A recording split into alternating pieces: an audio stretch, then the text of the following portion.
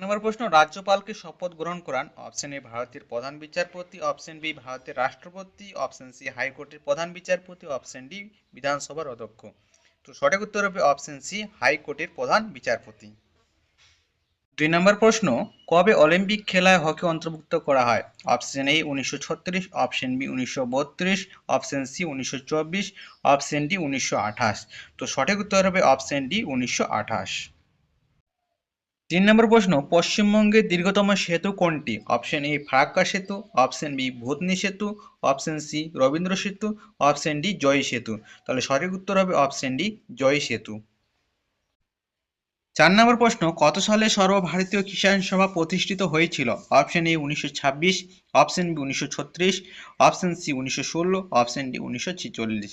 তো সঠিক উত্তর হবে অপশন বি 1936।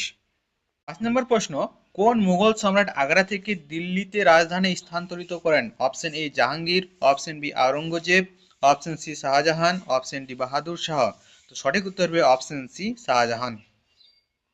6 নম্বর প্রশ্ন, খানোয়ার যুদ্ধে বাবরের প্রধান প্রতিপক্ষ কে ছিলেন? Option A Mahmud Lodi, option B Hemu, option C Rana Sanga, option D এদের কেউ নয়। তো সঠিক উত্তর হবে অপশন সি রানা সঙ্গ।